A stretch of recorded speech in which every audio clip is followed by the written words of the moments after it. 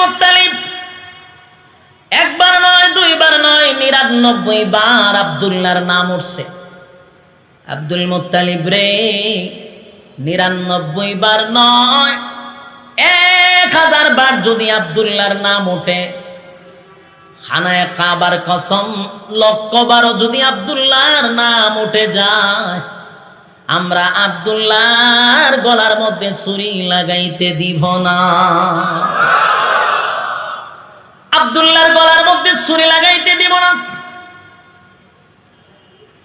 আব্দুল্লাহর গলার মধ্যে ছুরি লাগাইলে গোটা মক্কা নগরীতে আগুন লাগায়া দিমু, উপায় রাখবো না। কারণ আব্দুল্লাহর চেহারা দেখে আমরা বাজারে গেলে আমাদের ব্যবসায় বরকত হয়।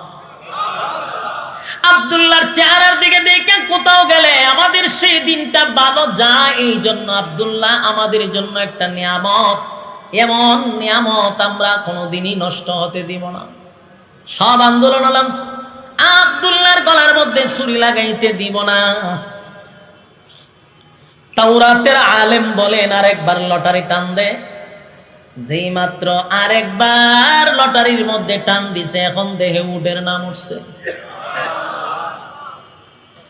সবার মনে একটা শান্তি আসছে।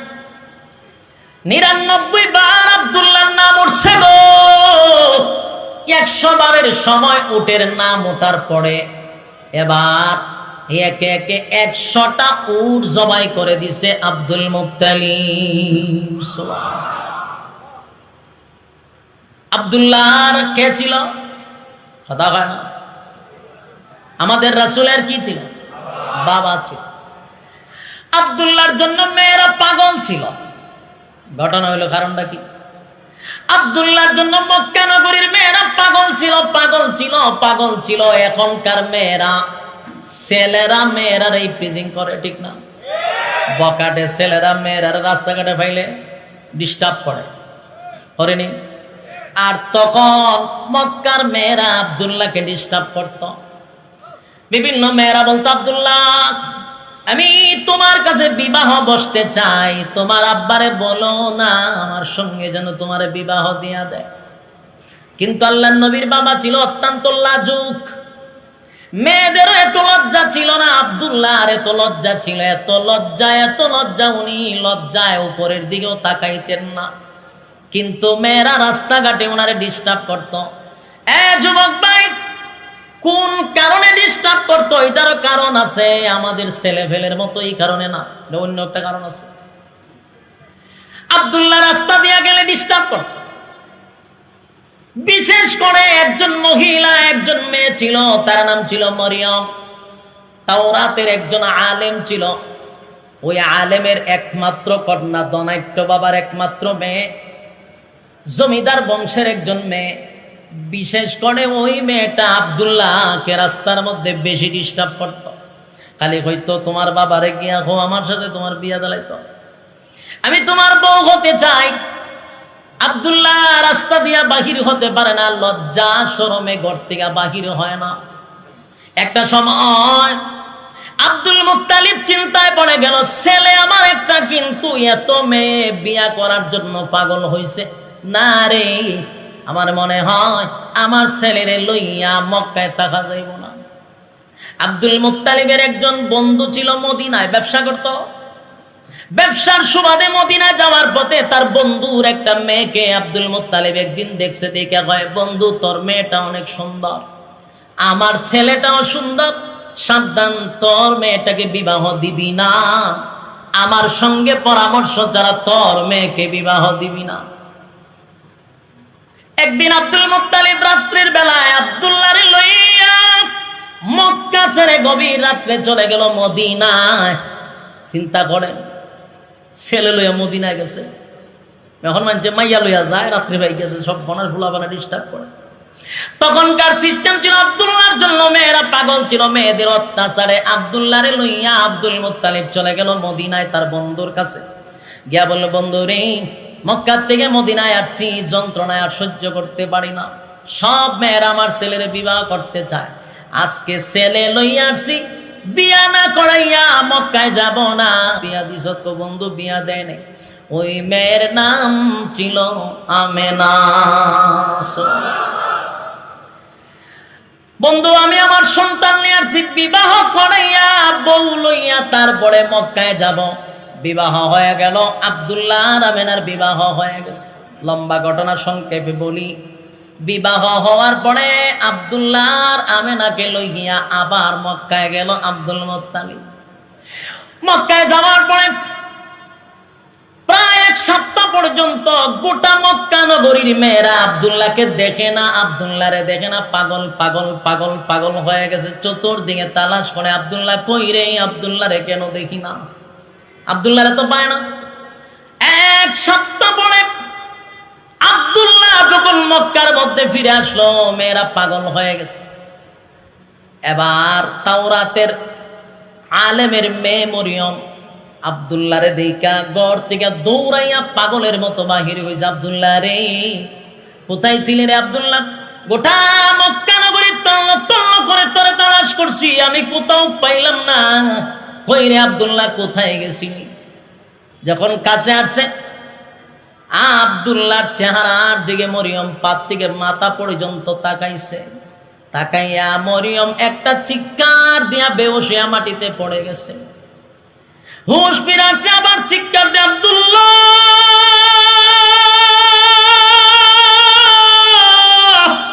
খানা কাবার কসম কেড়ে বলি, আব্দুল্লাহ রে, তোর চেহারার দিকে তাকাইয়া আমি আশ্চর্য হয়ে গেলাম।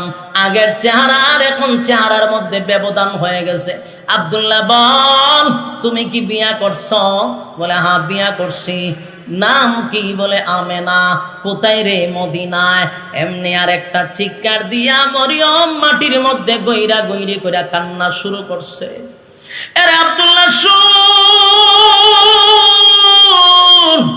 আব্দুল্লাহ রে, আমার বাবা তাওরাতের আলেম, তাওরাতের আলেম। তাই আমি আমার বাবার সঙ্গে তাইকা আমি তাওরাত কিছু স্টাডি করছি, আমি তাওরাত নিয়ে গবেষণা করছি। তাওরাত পড়তে গিয়ে আমি মুহাম্মদী নূর পাইছি। মুহাম্মদী নূর আমি তোর কপালের মধ্যে পাইছি। জোরে কোন সুবহান। আরে আব্দুল্লাহ শুন, আমি তাওরাতের মধ্যে মুহাম্মদী নূর সন্ধান করতে করতে আমি তোর কপালে আমি একটা নূর দেখছিলাম। এই নূরটা আমি তাওরাতের মধ্যে পড়ছি। এই নূর যার রেহেমে যাবে, যার পেটে যাবে, উনি যদি মা হয়, এটা হবে গোটা বিশ্বের শ্রেষ্ঠ মা, আল্লাহর সৃষ্টি জগতের শ্রেষ্ঠ মা হবে, দু জাহানের সম্মানী মা হবে। আমার স্বপ্ন ছিল আমি মুহাম্মদী নূরের মা হব, কিন্তু আমি এই জন্যই তোর জন্য পাগল ছিলাম রে আব্দুল্লাহ। জানোস নি আব্দুল্লাহ, খানায় কাবার সামনে তোমার জবাই করার জন্য তোমার বাবা নিছিল, জবাই করার জন্য 80টা মেয়ে তরবারি লইয়া দাঁড়াইছিল। এই 80টা মেয়ের নেতৃত্ব আমি মরিয়ম দিছি। সেদিন তোমার জবাই করে দিত, আমি মরিয়ম 80টা মেয়ে নিয়ে তরবারি লইয়া আন্দোলন করছিলাম আব্দুল্লাহ তোরে বাঁচানোর জন্য। আব্দুল্লাহ রে, আমি তোমার চেহারার মধ্যে সেই নূর আর দেখলাম না, সুতরাং তোমার প্রতি আমার কোনো আকর্ষণ নাই, তোমার প্রতি আমার কোনো চাহিদা নাই। আমার মনে আফসোস ছিল, আমি মুহাম্মদের মা হব, আমি আখিরি জামানার শেষ পয়গম্বরের মা হব, শ্রেষ্ঠ মা হব। আব্দুল্লাহ রে, আমি খানায় কাবার কসম করলাম। আব্দুল্লাহ শুন, আমি যেহেতু মুহাম্মদ সাল্লাল্লাহু আলাইহি ওয়াসাল্লামের মা হতে পারলাম না, আমি যতদিন দুনিয়ার জমিনে বেঁচে থাকবো আর কোনোদিন আমি স্বামী গ্রহণ করব না। যুবক ভাইরা, আমার কথাগুলি মনোযোগ দিয়ে শুন। এই কথাগুলি বলার উদ্দেশ্য হলো, রাসূল দুনিয়াতে আসার আগেই কিন্তু অলৌকিক ঘটনা ঘটছে। 40টা বছর রাসূল চুপ ছিল বটে, কিন্তু প্রতিটা ঘটনা প্রমাণ করে রাসূল নবী হওয়ার যোগ্য। এবার আমেনা যখন 6 মাস হয়ে গেছে, গর্ভবতী 6 মাস, কোন কোন জায়গায় আসছে 2 মাস, কোন জায়গায় আসছে 6 মাস। 6 মাস হওয়ার পরে আব্দুল্লাহ দুনিয়া থেকে বিদায় হয়ে গেল। লম্বা ঘটনা, বিদায় হয়ে গেছে। এবার আমেনার পেটে যখন 6 মাস হয়ে গেল, রাসূল আমেনার পেটে আসছেন। আমেনার সারা শরীর থেকে যেন সুগন্ধি বাহির হয়। আব্দুল মুত্তালিব ছিল সর্দার। আব্দুল মুত্তালিব রাস্তা দিয়া বাহির হয়। আমেনা যখন রাস্তা দিয়া বাহির হয় তখন এত গ্রান, এত গ্রান, এত গ্রান। আব্দুল মুত্তালিব দৌড়াইয়া রাসূলের দাদির কাছে গিয়া কয়, তোমার বৌমারে বলবা সে যেন সুগন্ধি ব্যবহার না করে। তার স্বামী নাই, সুগন্ধি পইরা যদি রাস্তা দিয়ে হাঁটে আমার মান সম্মান লইয়া টানাটানি একজন সর্দার। এবার আব্দুল মুত্তালিবের বউ রাসূলের দাদি বলেন, আমি আপনার কাছে বলতেছিলাম আমার বৌমা এত গ্রান কোথায় পায়, আমিও তারে বলতে পারি না, লজ্জায়।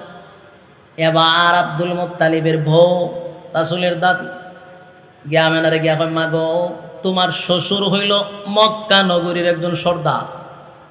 তুমি যদি এইভাবে গ্রান ব্যবহার করে, তোমার স্বামী নাই, রাস্তা দিয়ে হাঁটলে মানুষ আমাদেরকে লজ্জা দেয়। মাগো, তুমি আতর ব্যবহার কইরো না, সুগন্ধি ব্যবহার কইরো না। আমেনা বলেন, মাগো আমার সঙ্গে আসেন। রাসূলের দাদিরে নিয়ে বলে, আপনি এখানে দাঁড়ান। আমেনা তার শাশুড়ির সামনে তুতু ফালাইলেন আর বললেন, মা আপনি কি গ্রান পান? বলে হ। বাথরুমে আসেন। তুতু ফালায় গ্রান। বলে, মাগো এই সুগন্ধি আমার শরীরে আমি নিজে দেই না গো মা, এই সুগন্ধি মূলত আসে আমার পেট থেকে। একটা জবান বন্ধ রাখবেন না, আল্লাহু আকবার। আরো জোরে বলেন আল্লাহু আকবার। ইমানের আওয়াজ দিয়ে বলেন আল্লাহু আকবার। আমরা বলেন, মাগো এই সুগন্ধি আমার বাহির থেকে আমি দেই না, আমার ভিতর থেকে সুগন্ধি আসে। আমি নিজে অবাক হইয়া, তো ঘ্রাণ কোথার থেকে আসে? এটা আমার পেটের সুগন্ধি। আল্লাহর নবী 6 মাস হয়ে গেল। আমেনার আরো অলৌকিক ঘটনা আমি শুধু আপনাদেরকে পিছনে নেওয়ার কারণ হল একটু বোঝার চেষ্টা করবেন। আমেনা যখন কূপে যায় পানি আনার জন্য, কূপে যায় পানি আনার জন্য রশি লাগায়া লাগায়া পানি তুলতে হয়, এটা কষ্ট আছে। এবার আল্লাহ ডাক দিয়া বলেন, জিবরাইল আমার বন্ধুর মা পানির জন্য কূপের কাছে যায়, সাবধান রে আমার বন্ধুর মার যেন কষ্ট না হয়। পানিরে অর্ডার করে, পানি দৌড়াইয়া কূপের মুখের সামনে এসে বসে থাকে। সুবহানাল্লাহ। শুধু এটা নয়, আমেনা বলেন আমি রাস্তা দিয়ে হাঁটলে পড়ে কোনো পাখি আমার মাথার উপর দিয়া যায় না, কারণ পাখিরা যেন বলা বলি করতে থাকে, এটা মুহাম্মদের মা, সাবধান উপরে যাবি না। যুবক ভাইরা আমার, একটা দুইটা ঘটনা নয়, আমি বোঝাইতে চাই রাসূল দুনিয়াতে আসার আগেই অলৌকিক ঘটনা প্রকাশ পাইছে। এবার আসুন, রাসূল যেদিন দুনিয়াতে পদার্পণ করছে, অলৌকিক ভাবে পদার্পণ করছে। যেদিন রাসূল দুনিয়াতে পদার্পণ করছে, এটা অলৌকিক অলৌকিক অলৌকিক ঘটনা। আমরাও দুনিয়াতে আসি আর রাসূলও দুনিয়া আসছে। রাসূল যখন দুনিয়াতে আসে, আম্মা জান আমেনা বলেন, পৃথিবীর মানুষেরা রে, প্রত্যেকটা মার কষ্ট হয়, প্রসব বেদনা শুরু হয়, কিন্তু আমার সন্তান গর্ভে আসছে, আমি কোনো ব্যথা পাই নাই, কোনো কষ্ট পাই নাই। সুবহান। আমার সন্তান দুনিয়াতে আসার সাথে সাথে আম্মা জান আমেনা বলেন, আমার সন্তান খতনা করা অবস্থায় আসছে, নার কাটা অবস্থায় আসছে। আসার সাথে সাথে রাসূল আল্লাহর কুদরতি পায়ে সেজদা দিছে। বলুন, এটা কোনো মানুষের দ্বারাই সম্ভব? কোনো মানুষ এটা দেখাইতে পারবো? তাহলে এই অসম্ভব কাজ কার জন্য? রাসূলের জন্য। বলুন, কার জন্য? আর এই অসম্ভব কাজটাই হলো রাসূল নবী হওয়ার জন্য দলিল। এই 40 বছর চুপ রয়েছেন, ঘটনা ঠিক, কিন্তু প্রতিটা ঘটনাই নবী হওয়ার জন্য এক একটা দলিল ছিল। ওই যে 40 বছর হওয়ার পরে বেঈমানরা বলবে, আপনি নবী হয়েছেন কেমনে? বলে, কেমনে নবী হয়েছি? আমার 40 বছর ধরে অ্যানালাইজ কর। রিসার্চ কর আমি নবী কেমন হয়েছি। আমি যেইভাবে জন্মগ্রহণ করছি কোন মানুষ এইভাবে জন্মগ্রহণ করা সম্ভব? এটাই হলো নবী হওয়ার জন্য নবুয়তের দলিল, কথা হয় না? প্রত্যেকটা মানুষ দুনিয়াতে আসার পরে কানতে কানতে আসে, আমার নবীও কানছে, নবীও কানছে, কিন্তু কান্না কান্নায় বেশ কম আছে রে, কান্নায় কান্নায় বেশ কম আছে। আমেনা বলেন আমার সন্তান সেজদায় পড়িয়া গুন গুন করে কান্দে গো। আমি যখন কাছে গেলাম, গিয়া দেখি আমার সন্তান কান্দে, রাব্বি হাবলি উম্মতি। কান্নায় কান্নায় বেশ কম আছে না নাই? এরকম অসংখ্য অগণিত ঘটনা ঘটায়া দিছেন আল্লাহ। 40 বছর পর্যন্ত আল্লাহ বলেন নবী গো চুপ থাকেন, ওয়াজ করা লাগবে না, ওয়াজ করা লাগবে না। 40 বছর পরে হেরা পর্বতে কোরআন নিয়ে আসলেন জিবরাইল আলাইহিস সালাতু ওয়াস সালাম। কোরআন যখন দিলেন, কোরআন পাওয়ার পরে আল্লাহ বলেন এবার আপনি ওয়াজ শুরু করেন। অন কিতা করতো, কথা হয় না? হ্যাঁ কি করতো? ওয়াজ করতো, ওয়াজ। এতদিন ওয়াজ করছিনি, কথা হয় না? এবার আল্লাহ বলেন হাবিব আপনি ওয়াজ করেন। রাসূল এবার ওয়াজ করলেন। সর্বপ্রথম ওয়াজ হলো লা ইলাহা ইল্লাল্লাহু মুহাম্মাদুর রাসূলুল্লাহ সাল্লাল্লাহু আলাইহি ওয়াসাল্লাম। 40টা বছর পরে রাসূল যখন বললেন লা ইলাহা ইল্লাল্লাহ, নেই কোনো মাবুদ এক আল্লাহ ছাড়া, আর মুহাম্মাদুর রাসূলুল্লাহ সাল্লাল্লাহু আলাইহি ওয়াসাল্লাম, এতদিন আমি তোমাদের মধ্যে ছিলাম শুধু মুহাম্মদ, আজকের থেকে হলাম মুহাম্মাদুর রাসূলুল্লাহ। আর এতদিন তোমরা গাছের পূজা, সূর্যের পূজা, চন্দ্রের পূজা, মূর্তির পূজা, তোমরা মানুষের পূজা, লিঙ্গের পূজা, আয়োজনের পূজা, কীর্তনের পূজা, ল্যাংটার পূজা, কত ধরনের পূজা করছো, কতজনরে তোমরা রব মানছ।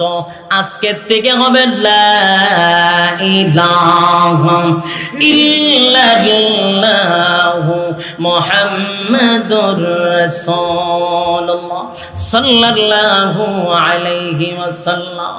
আল্লাহর নবী বলেন এ আমার গোষ্ঠীর লোকেরা শুন, আজকের পর থেকে কারো গোলামি চলবে না গো, একমাত্র গোলামি চলবে কার? আরো জোরে কোন কার? আজকের পর থেকে গোলামি চলবে একমাত্র আল্লাহর, একমাত্র গোলামি চলবে আল্লাহর। যেই মাত্র রাসূল ওয়াজ করা শুরু করে দিল, মক্কার মানুষরা কয় সর্বনাশ করে লইছে। কি করে লইছে? মক্কার মানুষ কয় এতদিন ভালো ছিল। কি ছিল? কেন ভালো ছিল? ওয়াজ করছে না। যখন আপনি চুপ থাকবেন সমাজের সবার কাছে ভালো থাকবেন, কথা হয় না? দি ময়না পাখি একটা খাঁচার ভিতরে বন্দি, একজনে জিজ্ঞাসা ময়না পাখি তুই খাঁচার ভিতরে বন্দি কেড়ে? উত্তর দেয় আমি কথা বলতে পারি, কথা হয় না? ময়না কি উত্তর দেয়? আমি কথা বলতে পারি এই জন্য খাঁচার ভিতরে। সব ময়না পাখি উড়ালে খাঁচার বাহিরে, কারণ কথা বলতে পারে না। আমি কথা বলতে পারি এই জন্য খাঁচার ভিতরে বন্দি করে রাখছে। রাসূল যতদিন কথা বলেন নাই, মক্কা নগরীর মধ্যে আল আমিন ছিল। কথা বুঝি না মনে? বিরক্ত লাগিয়েছে? বিরক্ত আমার লাগতেছে, কারণ আমার এই কারণে লাগতেছে মাইকটা এক মতো মন মতো পাইছি না। একবার আমার কোনো মতে এনার্জি লাগতেছে। বক্তার যখন এনার্জি লাগে, কথা বলতে ভালো লাগে না, আমার খুব মারাত্মক খারাপ লাগতেছে, কোনো মতে মন মতো হইতেছে না। বিরক্ত লাগলে আমার লাগতো, আপনারও কেন লাগতো? সেইটা দিতাম নি, ডাবল সুবিধা। আমি দেখতেছি আপনার আল্লাহ কম, আমার নিজেরই ভাল লাগতেছে না, আপনার ভাল লাগবে কেমন? কথা বলি শেষ করতে দেন। বলুন ওয়াজ করছে কতদিন? 40 বছর ওয়াজ করছিনি? চুপ থাকছে 40 বছর, ওয়াজ করছে 23 বছর। এখন আসুন ওয়াজ করণে কি কি ঘটনা ঘটছে কইতাম নি? 40টা বছর আল্লাহর হাবিব কিবরিয়া মক্কা নগরীর সব মানুষের কাছে রাসূলের সুনামের অভাব নাই রে। মক্কার মানুষ বলে আল আমিন, মক্কার মানুষ বলে আল্লাহর নবীর মতো এত ভালো মানুষ, আব্দুল্লাহর পুত্র মুহাম্মদের মতো এত ভালো মানুষ মানুষ মক্কার জমিনে কেউ নাই রে, যেই মাত্র বলছে লা ইলাহা ইল্লাল্লাহ, লা ইলাহা ইল্লাল্লাহ, লা ইলাহা ইল্লাল্লাহ, লা ইলাহা, নেই কোনো মাবুদ আল্লাহ ছাড়া, নেই কোনো মাবুদ আল্লাহ ছাড়া, এক খোদার পর দুই খোদায়ার তিন খোদা মোরা কিছু মানি না, বলো লা ইলাহা, জোড়ে লা ইলাহা, লা ইলাহা ইল্লাল্লাহ, লা ইলাহা, হাসবি রাব্বি জাল্লাল্লাহ, মা ফি কলবি গায়রুল্লাহ, হাসবি রাব্বি জাল্লাল্লাহ, মা ফি কলবি গায়রুল্লাহ, শুধু মাবুদ তুমি এক আল্লাহ, বলো লা ইলাহা, বলো লা ইলাহা, লা ইলাহা ইল্লাল্লাহু মুহাম্মাদুর রাসূলুল্লাহ সাল্লাল্লাহু আলাইহি ওয়াসাল্লাম। আল্লাহর নবী যখন খানায় কাবার সামনে একটা উঁচু টিলায় দাঁড়াইয়া মক্কার মানুষের কাছে ঘোষণা দেয়, আজকের পর থেকে কারো গোলামি করা যাবে না রে, একমাত্র গোলামি করতে হবে আল্লাহ। এই কথাটা বলতে দেরি হইল, মক্কার মানুষের মধ্যে সর্বপ্রথম যিনি আওয়াজ তুলেছিল এটা হলো আবু লাহাব। বলুন রাসূলের আপনজন না পর? খুব আপন। আবু লাহাব রাসূলের চাচা, শুধু চাচা নয় গো, আবু লাহাব রাসূলের আপন চাচা। এই আপন চাচা সর্বপ্রথম রাসূলকে বলল, হায় হায়, আপন ভাতিজা হইয়া মক্কার মানুষকে একত্রিত কইরা এমন ঘোষণা দিবি জানতাম না, এমন ঘোষণা দিবি জানতাম না। মুহাম্মদ রে এমন ঘোষণা দেওয়ার কারণে তুমি ধ্বংস হও, তোমার এই জিনিসগুলা ধ্বংস হয়ে যাক। আমাদের দেব দেবী নিয়ে কথা কইছ, নাউজুবিল্লাহ। আল্লাহর নবীরে মারার জন্য পাথর লইয়া দাঁড়াইছে আবু লাহাব। একটাই অপরাধ, এটা হলো কালেমার দাওয়াত দেওয়ার জন্য, হক কথা বলার জন্য। 40 বছর রাসূলের কোনো শত্রু ছিল না, কালেমার দাওয়াত দেওয়ার সাথে সাথে আপন মানুষ রাসূলের শত্রু হয়ে গেল। বাস্তব না বাস্তব? যুবক ভাইরা আমার, কালেমার দাওয়াত দেওয়া শুরু করলো। আব্দুল্লাহর পুত্র মুহাম্মদ গোটা মক্কা নগরীর মধ্যে ভালো ছিল, এখন খারাপ হয়ে গেল। কিন্তু রাসূল তো কালেমার দাওয়াত বন্ধ করে নাই। ঘর থেকে বাধা আসছে, নিজের মানুষগুলা বাধা দিছে, কিন্তু আন্দোলন বন্ধ হয়েছে। দাওয়াত দেওয়ার কারণে জায়গায় জায়গায় রাসূলকে অত্যাচার করছে রে। আল্লাহর নবীকে অত্যাচার করলো, মারধর করলো, মারধর করলো। 40 বছর ছিল ক্বাবলান নবুওয়াত, 63 বছরের একটা অধ্যায় ছিল 40 বছর। দ্বিতীয় অধ্যায় হলো 13 বছর। 13 বছরের বৈশিষ্ট্য হলো 13 বছর মার খাইছে, কিন্তু রাসূল প্রতিবাদ করে নাই। বলুন 13 বছরের বৈশিষ্ট্য কি? মার খাইছে, প্রতিবাদ কথা কয় না। 13টা বছর একা দ্বারা মার খাইছে।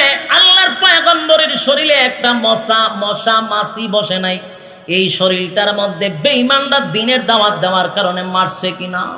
হ্যাঁ, কথা কই না দি। যার শরীরে একটা মশা বসতো না, মাছি বসতো না, এই মানুষটাকেও দ্বীনের দাওয়াত দেওয়ার কারণে মাইরা রক্তাক্ত করছে। তা আজকে আমরা দাওয়াত দিলে তো মারতোই, এটা স্বাভাবিক। কারণ রাসূল মায়ের খাইছে, তো তুমি মায়ের খাইতে না, কোন জাতের বললা হইছ? রাসূলকে বাধা দিছে আবু জাহেল, আবু লাহাব, উতবা, উতাইবা। এখনো ওয়াজ করলে যারা বাধা দেয় এরাও আবু জাহিল্লার উত্তর শুনি। এটা যুগে যুগে আপনারা এখন থেকে জানা নিবেন, এখন না। এটা ইসলামের সূচনার থেকে কিয়ামতের আসরে আজান পর্যন্ত চলবো। কারণ আবু জাহিল্লার বংশধরও থাকবো, আবু লাহাবের বংশধরও থাকবো। দিনের প্রচার প্রসার করতে গিয়ে রাসূলকে যেভাবে বাধা দিছে তোমাকেও আমাকেও বাধা দিবে, বাধা দেওয়া হচ্ছে।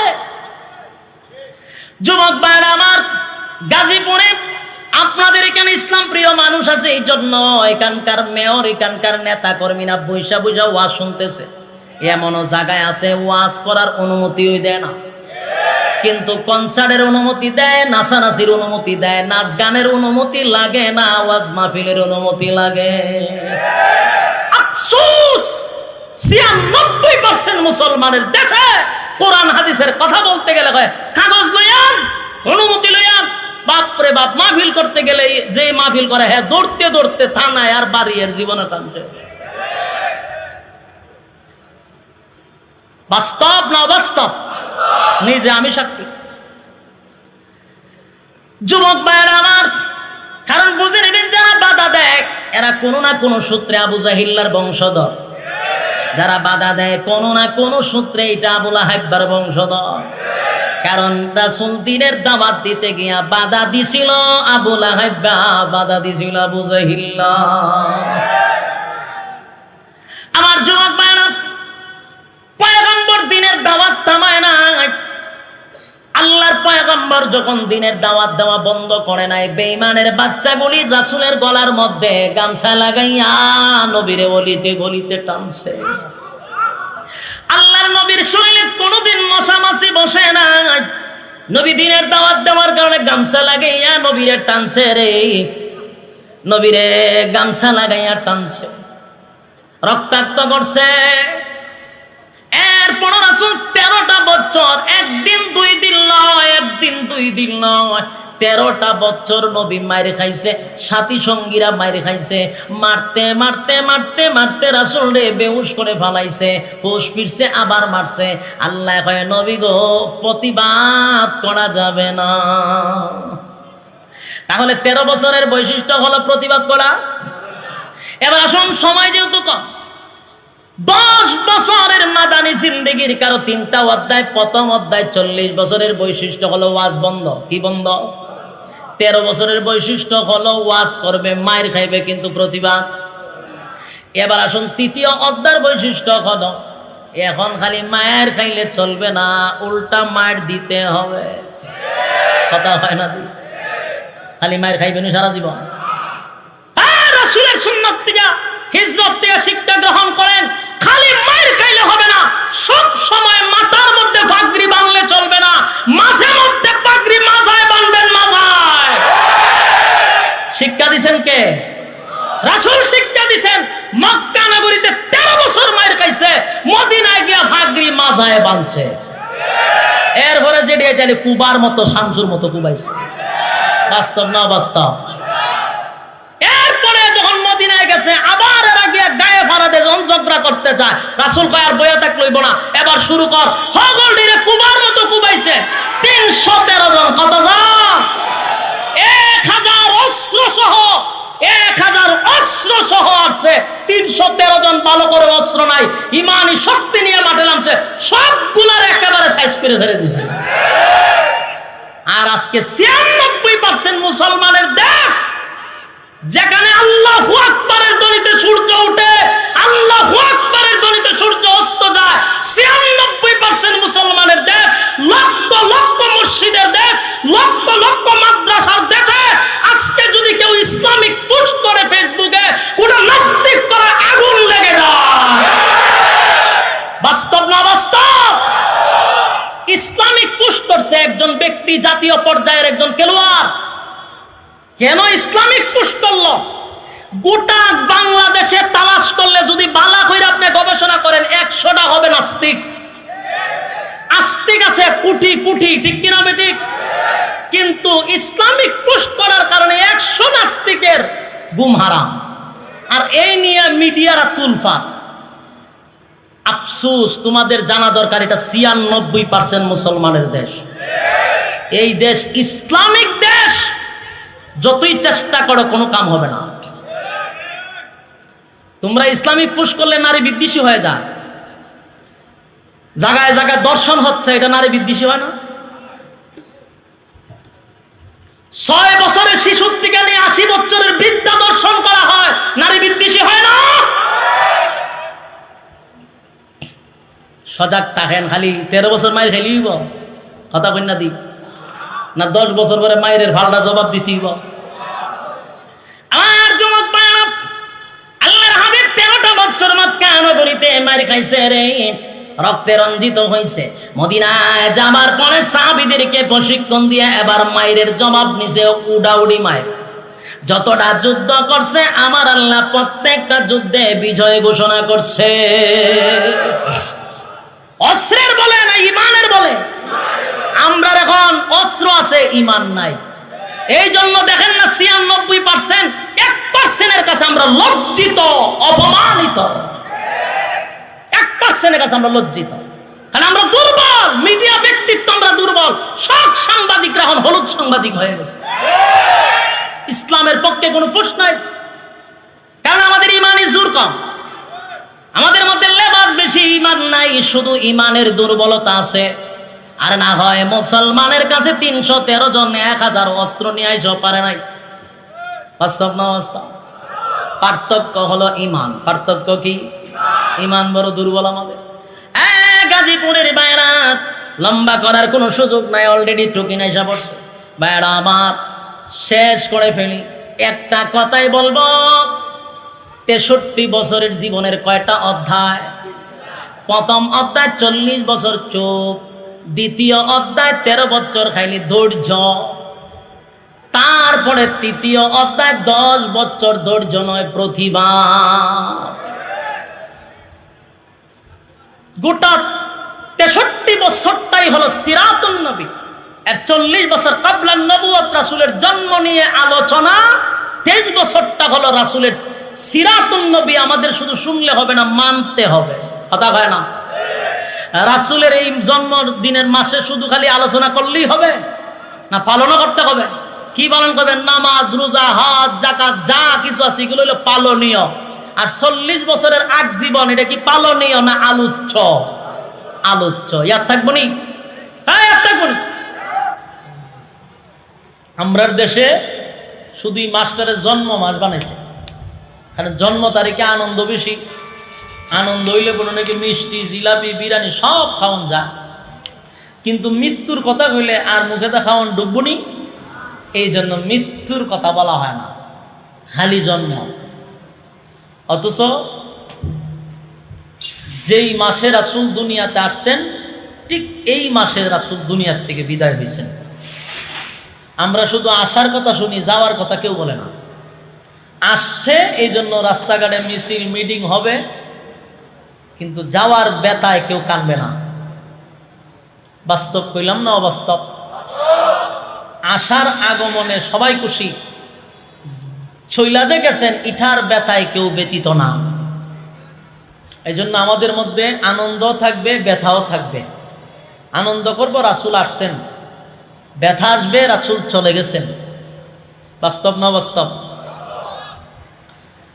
এই মাসে রাসূল দুনিয়াতে পদার্পণ করছেন, যদিও তারিখ নিয়ে ইখতিলাফ আছে।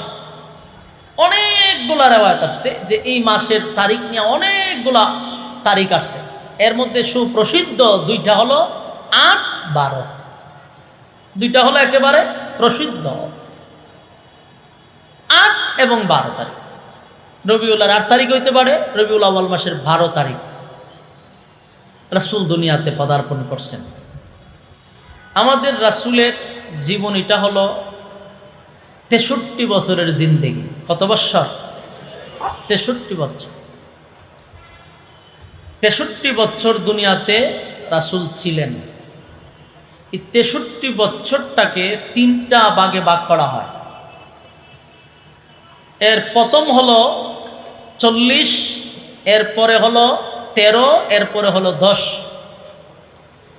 40 বছর হলো রাসূলের নবুয়তের আগ জীবন, যেটাকে বলা হয় কাবলান নবুয়ত। 13 বছরের জিন্দিগিকে বলা হয় মাক্কি জিন্দিগি। 10 বছরের জিন্দিগিকে বলা হয় মাদানী জিন্দিগি। 40, 13, 10 কত হইল? 63 বছর। এই 63 বছরের জিন্দিগিটাকে, গোটা জিন্দিগিটাকে বলা হয় সিরাতুন নবী। বলুন কি নবী? সিরাতুন। আর মিলাদ শব্দের অর্থ হলো জন্ম, মিলাদুন নবী শব্দের অর্থ হলো আমাদের নবীর জন্ম। বলুন মিলাদ শব্দের অর্থ কি? জন্ম। আর মিলাদুন নবী আমাদের নবীর জন্ম। রাসূল সাল্লাল্লাহু আলাইহি ওয়াসাল্লাম এই মাসেই পদার্পণ করছেন। এতে আপনারা খুশি না বেজার? আমরা কিন্তু খুশি। আসমান খুশি, জমিন খুশি, চন্দ্র খুশি, সূর্য খুশি, আল্লাহর সৃষ্টি জগতের সমস্ত মাখলুকাত খুশি রাসূল আসার কারণে। রাসূল সাল্লাল্লাহু আলাইহি ওয়াসাল্লামের যে গোটা 40 বছর, এই 40টা বছর ছিল ক্বাবলা নবুয়ত, নবুয়তের আগ জীবন। এই 40 বছর রাসূল নামাজের কথা বলেন নাই, রোজার কথা বলেন নাই, হজের কথা বলেন নাই, পর্দার কথা বলেন নাই, হালালের কথা বলেন নাই, হারামের কথা বলেন নাই, টোটাল কোনো ওয়াজ নসিহত করেন নাই, চুপ ছিল। বলুন কি ছিল? আপনারা আমার ভাষা বুঝেন তো? বিরক্ত হইতাছেন? ভূমিকাটা যদি মনোযোগ দিয়ে না শুনেন তো সামনের আলোচনা কিছুই বুঝতেন না। এই জন্য ভূমিকাটা মনোযোগ দিয়ে একটু শুনলে সামনের আলোচনা বুঝতে খুব সহজ হবে। 40টা বছর রাসূল কোনো ওয়াজ নসিহত করেন নাই, একেবারে চুপ ছিল। আর চুপ থাকলে সমাজের মানুষ তার প্রতি খেপে না, শত্রু হয় না, বিরোধিতা করে না। কথা বলেন না দি? ওয়াজ করার আগ পর্যন্ত রাসূল সবার কাছে ভালোই ছিল। যেদিন থেকে রাসূল ওয়াজ শুরু করছে এদিন সবার কাছে রাসূল দুশমন হয়ে গেল। চুপ থাকা অবস্থায় সবার কাছে জনপ্রিয়, এবং উনি হলেন আল আমিন। ওয়াজ শুরু করছে পর্তিকা, ওনাকে মানুষ বলে উনি পাগল হয়ে গেছে। 40 বছর রাসূল চুপ থাকার পরে, 40 বছর পূর্ণ হওয়ার পরে রাসূলকে প্রকাশ্যে নবী হিসাবে ঘোষণা দিলেন। আপনাদের প্রশ্ন আসতে পারে 40টা বছর চুপ থাকলেন কেন? 63 বছরের জিন্দেগির 40টা বছরই গেল আপনার চুপ অবস্থায়, দাওয়াত ছাড়া অবস্থায়। 23 বছর রাসূল দাওয়াত দিয়েছেন। তাহলে দাওয়াত দিলেন বেশি না চুপ থাকলেন বেশি? চুপ থাকলেন বেশি। ঘটনাটা কি?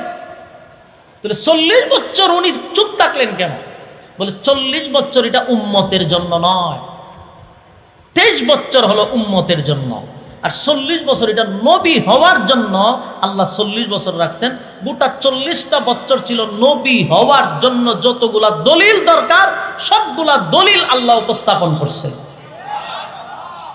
এখন সহজে বুঝায়, 40 বছর রাসূল চুপ ছিল বটে, কিন্তু গোটা 40টা বছর যদি আপনি অ্যানালাইজ করেন, প্রতিটা পদে পদে রাসূল যে নবী তার প্রমাণ করেই 40 বছর। কারণ 40 বছর পূর্ণ হওয়ার পরে যখন রাসূল নবী হিসাবে প্রকাশ করবেন, ওই আবু জাহেল, আবু লাহাব, উতবা, উতাইবা যত শয়তান আছে তারাই বলবে তুমি নবী হইছো কেমনে। এই কথা বলবে যেটা আল্লাহ জানেনি। যখন বলবে আমি রাসূল, তখন তারাই বলবে তুমি নবী হইলা কেমনে? আমাদের সাথে চলছো, আমাদের সাথে খাইছো, আমাদের সাথে ঘুমাইছো, নবী হইলা কেমনে? এই কথা যে বলবে এটা আল্লাহ আগের থেকেই জানে। এই জন্য 40 বছর চুপ রাইকা অলৌকিক কিছু ঘটনা ঘটাইয়া দিচ্ছেন। পরবর্তীতে এই অলৌকিক ঘটনাগুলি সামনে না বুঝাইছেন নবী হওয়ার জন্য এই অলৌকিক ঘটনাগুলা দলিল। উনি যে নবী, এই ঘটনাগুলি হলো নবী হওয়ার জন্য নবুয়তের দলিল। বুঝতে পারছেন কিনা আল্লাহ ভালো জানেন। এর কিছু ঘটনা শোনাই। যেমন রাসূল দুনিয়াতে আসার আগেই অলৌকিক ঘটনা ঘটছে। বলুন রাসূল দুনিয়াতে আসার পরে না আগের থেকেই? আগের থেকে কিভাবে? রাসূলের দাদা ছিলেন আব্দুল মুত্তালিব। উনি খানায়ে কাবার মুতাওয়াল্লি ছিলেন, সর্দারও ছিলেন। তো একবার ওনার কাছে এলাকার মানুষ এসে বলতেছে যে আব্দুল মুত্তালিব সাহেব, বৃষ্টি তো হয় না, পানির দরকার, জমজম বন্ধ হয়ে গেছে, এখন আপনার পানি নাই, আপনি সর্দার, ওই খাবার মালিকরে বলেন যে পানি দেওয়ার লেগে। এখন উনি এক পর্যায়ে গভীর রাত্রে কান্না শুরু করছে, আহারে এখন আমি পানি পাবো কোথায়? তুই খানায় কাবার কাছে বৈশা রাসূলের দাদা দোয়া করতে লাগলো, আল্লাহ আল্লাহ বলেন যে কাবার মালিক জমজমটা বন্ধ হয়ে গেছে। ওই যে আব্রাহা ছিল আত্মি মাত্তি লইয়া কানায় কাবা ভাঙ্গার জন্য, ওই সময় জমজমের খুব বন্ধ হয়ে গেছিল। আবার দোয়া শুরু করছে যে জমজমটা খুল্লা দেন, আমার গোষ্ঠীর মানুষেরা পানি চায়। দোয়া যখন করা শুরু করছে, সাথে সাথে আল্লাহ জমজমের পানি খুলে দিছে, জমজম চালু হয়ে গেছে। তো উনি আবার দোয়া করার সময় একটা শর্ত, মানে একটা মান্যত করছিল। মান্যত হইল যে কাবার মালিক যদি জমজমটা আবার নতুন করে চালু কইরা দেন, তাহলে আমার 10টা ছেলে আছে, এর মধ্যে একটারে আমি খানায় কাবার সামনে জবাই করে দিব। এই হলো মান্যত। আমার 10টা ছেলের মধ্যে একটারে কি করব? জবাই করে দিব, এর বিনিময়ে আপনি জমজম খুল্লা দেন, জমজমের পানি দেন। সাথে সাথে দোয়া কবুল, পানি চালু হয়ে গেছে। আমরা মানুষের একটা স্বভাব দেখবেন, মান্যত করে ঠিক বিপদ ফুরাইয়া গেলে আর খবর থাকে না। বাস্তব না বাস্তব? মাহফিলও ঘোষণা দিব 20,000 টাকা দিব, এই 20,000 টাকা আনতে গিয়ে জুতা কয়েক জুট ছিঁড়ে। বাস্তব না বাস্তব? আমি নিজে মাদ্রাসা একটা কইরা এখন মানুষ চিনছি, সুবহানাল্লাহ। হারা জীবন আলী ওয়াজ না করছি, মানুষ কত প্রকার ও কি কি উদাহরণ আমি দিতে পারবো। 2 বছর আগে ওয়াদা করছি, এরপরে মাদ্রাসা দেওয়ার পর থেকে তার কাছে ফোন দিতে দিতে আমার সিম ব্লক মেরে দিছে। কয়া তো ফোন দিয়েন না, কোম্পানির থেকে হওয়া শুরু করছে। এখন বুঝুন কি পরিমাণ ধুমা ছুটাইছি, লাভ হয় না। কিন্তু ওয়াদা দিবার সময় মানুষের সামনে হ্যাঁ আমি এটা দিয়ে দিব ইনশাআল্লাহ, এরপরে বেচারা পাওয়া যায়। আব্দুল মুত্তালিবের বিপদ শেষ, এখন আর মান্যত পুরা করে না। তো ঘুমের ঘরে স্বপ্নে বারে বারে দেখা, আব্দুল মুত্তালিব কিতা খবর, মান্যত দিয়ে করছিলে, মান্যত পুরা করস না কেন? 10 ছেলের বিপদে পড়ব। ঘুম তুইটাকে সর্বনাশ, দৌড়াইয়া যায় তাওরাতের আলেমদের কাছে। ঘটনা তো ঘটছে, কি বলে মান্যত করছিলাম, তখন খালি স্বপ্নে আমার খালি ইশারা দেয়, তাড়াতাড়ি মান্যত পুরা করতাম। তাওরাতের আলেম দেখো বিপদ আইব তো তাড়াতাড়ি করো। বাড়ির জায়গায় আবার বুল্লা লায়, আবার স্বপ্নে দেখে, আবার দৌড়াইয়া যায়, আবার আয়া বাড়িতে দেখি কি তাও, আবার স্বপ্নে দেখে। এক পর্যায়ে ভয়ঙ্কর স্বপ্ন দেখলো। তাওরাতের আলেম বলল যে শোনো, তুমি তো বিপদে একা পড়তা না, পুরা মক্কা নগরীর মানুষ বিপদে পড়বে, মান্যত পুরা করো তাড়াতাড়ি মিয়া। শেষে সিদ্ধান্ত নিছে, তখন 10 ছেলের এক জায়গায় বসাইছে, বসাই বাবারে আমি তো একটা মান্যত করছিলাম যে জমজমের পানি চালু হইলে তোমরা 10 ভাইয়ের মধ্যে একজনকে আমি জবাই করো। এখন তোমরা 10 জনের মধ্যে একজন রেডিও গোসল টুসল করায় কাপড় চোপড় করায় তোমার খানায় খাবার সামনে জবাই করে দিই, মান্যত পুরা হয়ে যাবে। এই কথা বলার পরে বলুন তো দেখি কেউ রাজি হইব? মাতুন না দি 10 ভাইয়ের মধ্যে একজনে কয় বাবা আপনি কি আমার নামটা কইসলে না আল্লাহর দ্বারা? এখন না কথা আমি একটু আমার একটু ফসলাবে ধরছি। মানে যে যে বাহানা পারে আস্তে আস্তে করে একজন একজন করে বাইরে নিয়ে শুরু হয়েছে। একজনে কয় বাবা তা আমি একটু আসি, আমার কাজ আছে। এরকম বলতে বলতে 9 জন চলে গেছে, কেউ রাজি না। রয়েছে একজন সবার ছোট, ইনি হলেন আব্দুল্লাহ, আমাদের রাসূলের আব্বা। উনি ছোট মানুষ বসে রয়েছে। আব্দুল মুত্তালিবের মনে দেয় না যে ছোট ছেলেটারে জবাই করত, মনে মানে না। এখন ছেলেরে লইয়া গেছে তাওরাতের আলেমের কাছে গিয়া কয় কয়ও 9টাও রাজি না। মানে হে তো ছোট মানুষ বুঝে না, মানে হে তো বসে রয়েছে। আমার মনেও দেয় না আমার ছোট ছেলেটার আমি জবাই করি, আমি এখন কি করতাম? তাওরাতের আলেমে কয় ছোটটা যেহেতু কোনো প্রতিবাদ করতাম তো না, এটা জবাই করে দেব। কিন্তু বাপ তো ছোট ছেলে সুন্দর ভদ্র নম্র, মনে মানা। কিন্তু না মানলে কি হয়েছে, মান্যত পুরা করতে হবে। সারা দেশ ডুলডুকি বাজাইছে, যেমন আমরা এখন পাবলিসিটিং করি, তখন ওই ডুলো বাজায় বাজায় আগামীকালকে খানায় কাবার সামনে আব্দুল মুত্তালিবের ছোট সন্তান আব্দুল্লাহকে জবাই করা হবে। সব দিকে প্রচার হয়েছে, প্রচারের কোনো কমতি রাখা। পরের দিন খানায় কাবার সামনে প্রচুর মানুষের একটা জমায়েত হয়েছে। এখন মান্যত পুরা করার জন্য আব্দুল মুত্তালিব আব্দুল্লাহরে গেছে জবাই করতে। যেই জবাই করতে গেছে এমনি দেখে 80 জন মহিলা তরবারি লিয়ে হারিয়েছে। আপনারা এলাকা সুবহানাল্লাহ আসেনি? এটি কোন সময় কোন ঠাড়া বললে না কোন সময় কোন কইবেন?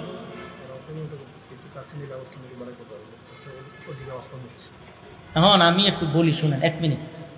মাইকের ব্যাপারে অভিজ্ঞতা আমাদের আছে। উনি যে বলতেছে আগামীতে এগুলো গজল গাইলে, কেরাত কইলে মাঝে মুখনিয়া কথা কয়। আমি তো ওয়াজ করুম, বাচন ভঙ্গি আমার লড়বে, আমি কিভাবে কথা কইতে পারবো মুখটা লাগাইয়া? আমি এটাই বুঝাইতে পারি না। এই যে এগুলা বলতেছে, আমার তো ভয় লাগতেছে কিরামান কাতিবিন কালকা ছেড়ে দিব মাইকম্যানের সাথে আশরাফির ঝগড়া। কদিন পরে পরে আর এগুলা করে কিন্তু, আর আমার মানুষে গাইলা এই মাইকগুলা যারা আনে এরারও বলবেন, এরা ওয়াজের মাহফিলগুলা বুজ্জা শূন্য রাখবে। এখন কয় আমি মুখ লাগাই কথা বলতাম, বলুন মুখ লাগাই কথা বলে আমার বাচন ভঙ্গি তো কথার সাথে লড়বো, আমি লাগাই করুন কেমনে? 7-8 বছর ওয়াজ পিরা শেষে মাইকম্যান থেকে আমার ওয়াজ শিখতে হয় যে হুজুর কোন জায়গাতে আপনি মুখ লাগাইবেন। কপাল আমার খারাপ। আচ্ছা যাক, বিপদে পড়লে কি করবো? সম্মানিত সুদীপ, কয়জন মহিলা দাঁড়াইছে ইয়াদ আসেনি আপনারা? খুব বিরক্ত হইতাছে না? আপনারা তো সক্কা সাইরের ভাগল, এটা তো আমি জানি। সিঙ্গেলে আপনারা ভাল লাগে না। সম্মানিত সুদী, 80 জন মহিলা তরবারি লইয়া দাঁড়াইছে। ও আব্দুল মুত্তালিব ওইটি কিতা দেহে গর্দানের সামনে, আব্দুল মুত্তালিবের গলার সামনে চুরি করে রাখছে তরবারি। ঠিক এটি কিতা বলে 9টা ছেলে আছে তোর সর্দার, 9টা ছেলে আছে, একটা একটা করে কুবা শামসুর মতো কুবায় ফেলাই দেয়, কোনো বাধা দিতাম না। কিন্তু আব্দুল্লাহর গলার মধ্যে ছুরি লাগাইলে আমরা তোমারেও ছাড়বো না। সুবহানাল্লাহ। তোমার 9 ছেলে যা মনে চায় তুমি কুবাও, অসুবিধা নেই, আব্দুল্লাহর গলায় ছুরি লাগাইতে আমরা দিব না। আব্দুল মুত্তালিব তো মহামুসিবতে পড়ছে। ঘটনা কি, মহিলারা এইভাবে আন্দোলন শুরু করলো হঠাৎ করিয়া, সেও আমার ছোট্ট খোলার লাগিয়া, তখন তো জবাই করতে দেন, গলার মধ্যে ছুরি লাগাইতে রাখছে। সাত পরে এখানে ক্ষমত দিছে, দিয়া দৌড়ায় আবার গেছে তাওরাতের আলেমের কাছে। কেহ ঘটনা কি তা মহিলারা দিয়ে সব লামিয়েছে মাডো, তখন আমার ফুল হজব করতারি না। কয়েকটা কাজ করেন, মুসিবত আছে, আন্দোলনে যেহেতু লামিয়ে গেছে কিছু করার নাই। আপনি একটা কাজ করেন, লটারি মারেন। লটারি লটারি কি, আপনার ছেলের একদিকে রাখবেন আর এই উট রাখবেন একদিকে। লটারির যদি উটের নাম উঠা যায় তাহলে উট জবাই করে দিবেন, বেঁচে যাবেন না। বুদ্ধি তো খারাপ না? যাওয়ার পরে এখন লটারি দিছে, 10 বার 10 বার করে দিবেন। প্রথম যখন দিছে লটারির নাম উঠছে আব্দুল্লাহ, এখন কি করো? আচ্ছা ঠিক আছে, আরেকবারে দিই। আরেকবার দিছে আব্দুল্লাহ, আরো দিছে একবার আব্দুল্লাহ, 10 বার দিছে আব্দুল্লাহ, আবার 10 বার দিছে আব্দুল্লাহ, আবার দিছে আব্দুল্লাহ। এইভাবে দিতে দিতে যখন 99 গেছে তখন আব্দুল্লাহ। সুবহানাল্লাহ। কয়বার লটারিতে আব্দুল্লাহ উঠছে? 99 বার। যখন আব্দুল্লাহ উঠছে, এরা চুরি টুরি আস্তে আস্তে কাছাকাছি আনছে। আরেকবার যখন লটারি দিতে গেছে,